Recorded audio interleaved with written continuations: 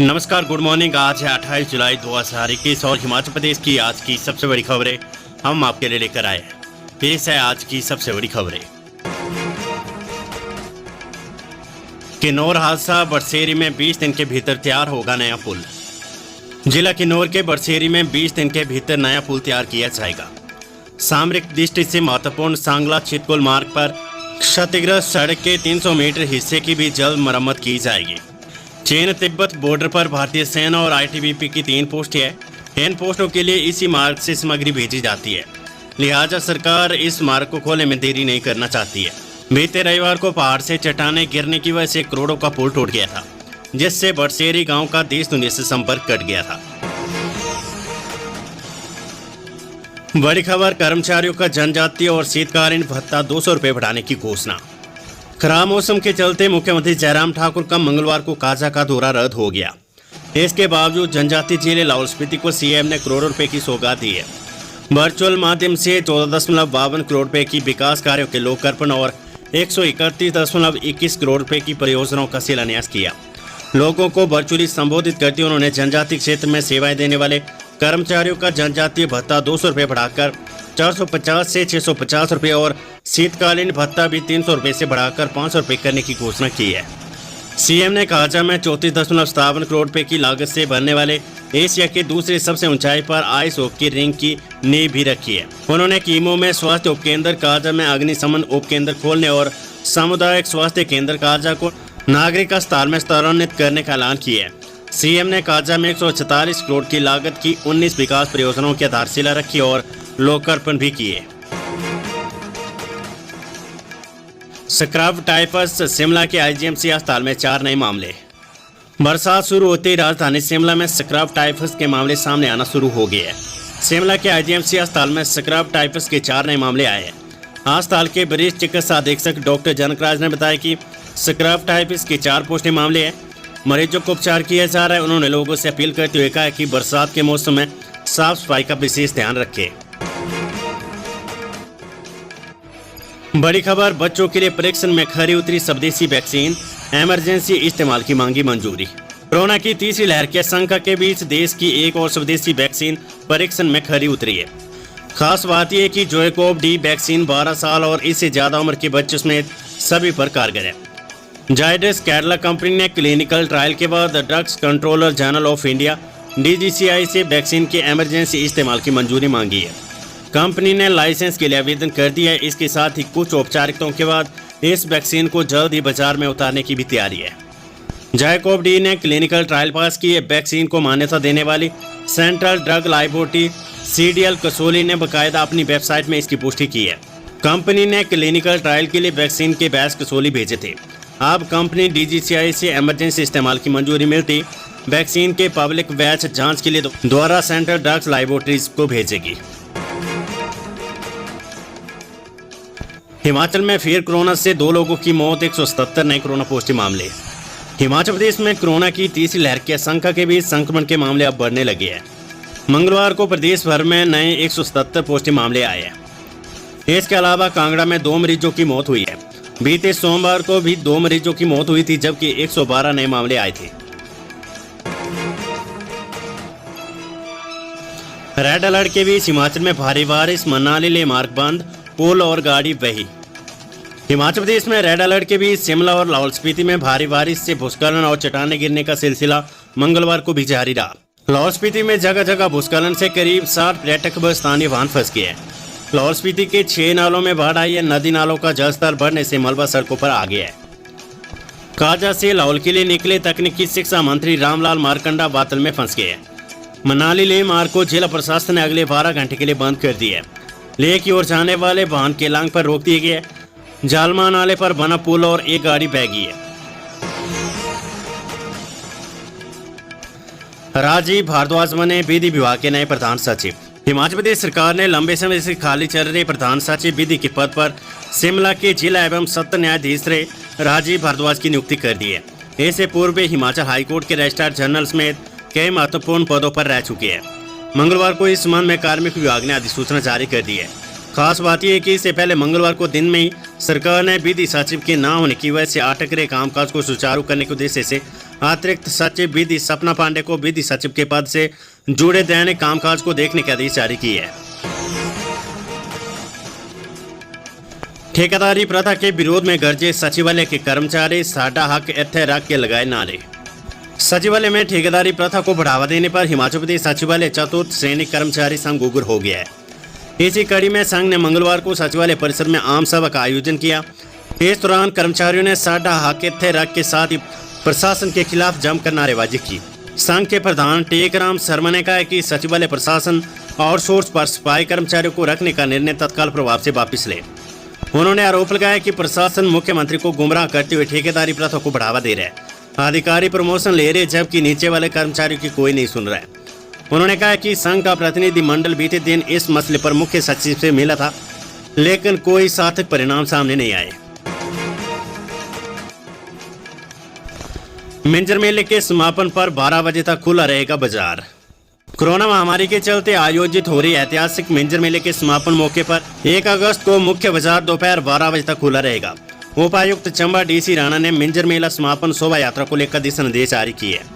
आदेशों के मुताबिक जहां बाजार दोपहर 12 बजे तक खुला रहेगा, साथ ही शाम 4 बजे से 6:30 बजे तक अखंड चंडी पैलेस से लेकर बरमोर चौक 0 पॉइंट तक यातायात भी बंद रहेगा। इमरजेंसी वाहनों की आवाजाही इस अवधि के बीच होगी। प्रशासन द्वारा कोरोना महामारी की रोकथाम व बचाव के तहत ये अधिसूचना जारी की है। गौरतलब है कि चंबा में रविवार को मिंजर मेले की रस्मी तौर पर आगाज हुआ था। बड़ी खबर, चपरासी से लेकर क्लास 1 अफसर को देना होगा संपत्ति का ब्यौरा।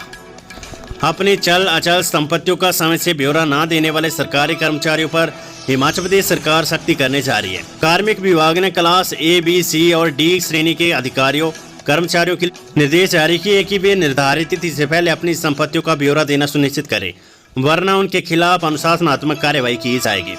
विभाग ने ऐसे कई मामले सामने आने के बाद ये सख्त निर्देश जारी किए हैं। अतिरिक्त मुख्य सचिव कार्मिक प्रबोध सक्सेना की ओर से जारी इन आदेशों में सभी विभागों के अध्यक्षों को अपने नियंत्रण में आने वाले हर कार्यालय में एक नोडल अफसर तैनात करने के लिए कहा गया है। नोडल अफसर की जिम्मेवारी ये सुनिश्चित करना होगा कि वे हर कर्मचारी और अधिकारी से निर्धारित प्रारूप की संपत्ति जानकारी लेकर विभाग को भेजे। साथ ही अगर कोई अधिकारी कर्मचारी ब्यौरा उपलब्ध न कराए तो उसकी जानकारी तत्काल विभागाध्यक्ष से साझा करे। इस जानकारी के आधार पर अनुशासनात्मक कार्रवाई होगी। ऐसे किसी भी अधिकारी कर्मचारी को पदोन्नति या अन्य किसी विषय पर विजिलेंस क्लियरेंस सर्टिफिकेट मुहैया नहीं करवाया जाएगा। विभाग ने इस संबंध में सभी प्रशासनिक सचिवों, विभागाध्यक्षों, मंडलोयुक्तों, जिला उपायुक्तों, बोर्ड निगम विस्तार या प्रबंध निर्देशकों को निर्देश जारी किए। स्पष्ट किया गया कि PMIM सॉफ्टवेयर में ऑनलाइन माध्यम से इन एसेट और लायबिलिटी रिटर्न से संबंधित फॉर्म में 1 से 5 जानकारी भरकर 1 महीने में जमा करवाए। लोकायुक्त एक्ट में हर साल सभी श्रेणी के सरकारी कर्मचारियों को अपनी संपत्तियों और देनदारियों की जानकारी देनी होती है। कवायद, सरकारी जमीन पर पंचायतें लगाएगी सेब के बगीचे। हिमाचल प्रदेश में ग्राम पंचायतें अपने नियंत्रण की सरकारी जमीन पर सेब या अन्य फलों के बगीचे लगाएंगे। जहां बगीचे उगे उन्हें और दुरुस्त किया जाएगा। इससे प्राप्त आमदनी विकास कार्य पर खर्च की जाएगी। कुछ पंचायतों में सेब और अन्य फलों के बगीचे लगे हैं, इनमें बहुत अच्छी आमदनी हो रही है। इसी के मद्देनजर सरकार ने प्रदेश की पंचायतों से इस संबंध में ब्यौरा तलब किया है। किसी पंचायत के पास सेब का कितना बगीचा है या अन्य किसी फल का कितना बड़ा बाग है, उससे कितनी आय होती है, घास की नीलामी कितनी होती है और दान या अन्य स्रोतों से क्या आय होती है, कितनी जमीन खाली है। राज्य के 6ठे वित्त आयोग ने प्रदेश की ग्राम पंचायतों से इस संबंध में ब्यौरा मांगा है। सर्वेक्षण के लिए 22 पृष्ठों का एक प्रारूप तैयार किया गया। इसमें बारीक से बारीक जानकारी मांगी गई है। किन्नौर हादसा पहाड़ी का सर्वे पूरा होने के बाद बहाल होगा सांगला चितकुल मार्ग। हिमाचल प्रदेश के किन्नौर जिले में बीते रविवार को सांगला चितकुल मार्ग पर बटसेरी में पहाड़ी से गिरी चट्टानों से 9 पर्यटकों की मौत के बाद स्थानीय प्रशासन अब कोई जोखिम नहीं उठाना चाहता है। फैसला लिया गया कि पहले भूवैज्ञानिक पहाड़ी से गिरी चट्टानों की वजह तलाशेंगे। बुधवार से गुंसा की पहाड़ियों पर जियोलॉजी सर्वे ऑफ इंडिया की टीम सर्वे शुरू कर देगी। सर्वे की रिपोर्ट सरकार को सौंपी जाएगी। उसके बाद ये तय किया जाएगा कि सांगला चितकुल मार्ग को भी बहाल करना है या नहीं।